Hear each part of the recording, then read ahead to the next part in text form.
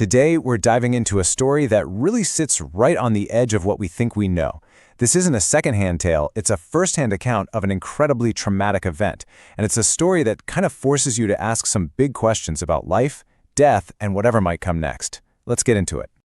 I mean, it's a question we've all probably thought about, right? You hear these stories all the time, usually about near-death experiences or out-of-body stuff, but what makes this one different is that it's from the perspective of a witness. Someone who claims she saw it happen to somebody else, right there in front of her. Okay, so let's set the stage. You know how these stories always seem to start? On a completely normal day, with absolutely no warning of the horror that's about to unfold. So just picture it, a simple car ride, the kind you and I have taken a million times. The narrator's in the car with her husband, just going about their business, and it's that total, mundane normalcy that makes what happens next so jarring. And then, just a flash of motion. A motorcycle, two young guys on it, just speeds right past them. It's a split-second thing, but that one moment, that's the trigger. That's what kicks off this whole terrible chain of events.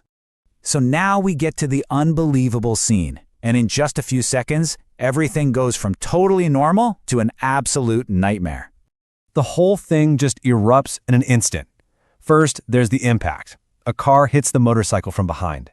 Then both riders are just thrown violently. One of them flies into a concrete barrier, and that's it. Just like that, he's gone. He dies instantly right there on the road. The scene was ugly and unfortunate. I mean, what else can you even say? It's a simple, devastating way to put it, but her shock was about to turn into something that would just completely defy belief. And this is where the story takes a turn. This is the moment a horrible, tragic accident becomes something else. Something that really challenges what we think is real. So she's frozen, just staring at the body of this young man on the road. Her mind is just reeling, trying to process what she just saw. And in that state of pure shock, her eyes lock onto something impossible. And you have to listen to the specific words she uses here. Not a ghost or a spirit, but the man himself. It's like the body was just a piece of clothing he was taking off. She says she saw him exit his physical form and just fly above his own corpse. Her reaction was immediate and honestly exactly what you'd expect. Pure terror. She screams, she cries, she shuts her eyes as tight as she can, just trying to unsee it. And she turns to her faith, reciting scripture to try and ground herself in the face of something so completely unbelievable.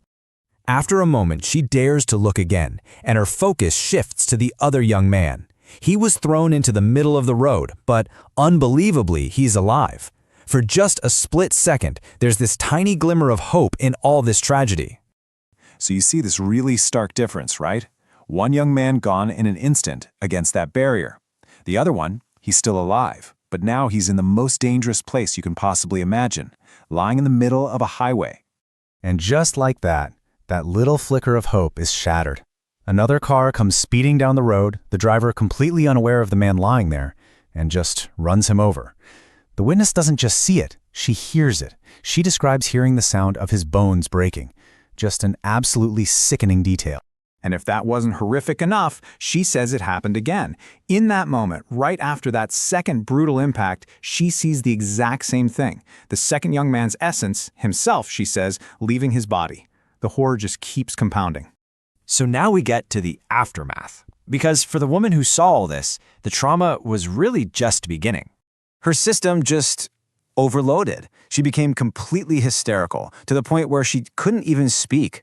Her husband had to rush her to the hospital, where doctors actually gave her sedatives just to calm her down enough so she could finally rest. And this really shows you the kind of psychological battle she was fighting. When she finally woke up, her mother tried to protect her, telling her this little lie. They're still alive. The ambulance took them. But how could she believe that? She was completely convinced she had seen them leave their bodies with her own two eyes. An experience like that, it doesn't just go away. It gets etched into your mind. For months, she couldn't get any real sleep. Every single time she closed her eyes, the images would just come flooding back. The crash, the sounds, and that unbelievable sight of two souls departing their bodies. And this brings us to our final section, a question without an answer. Because even though years have passed, the effects of that day and the questions it raised, they've never really left her. And here's the thing. Despite the shock, despite the trauma, despite any logical explanation you could possibly offer, her conviction has never, ever wavered.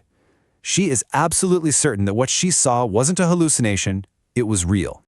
The trauma is so real it's physically tied to that place on the road. Even now, if she drives past that spot, she has a powerful physical reaction. Her chest gets tight, she feels like she can't breathe.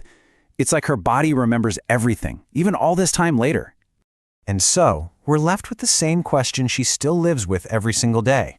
What was it she saw? Was it a dream? Was it some kind of delusion cooked up by her brain to cope with unimaginable trauma?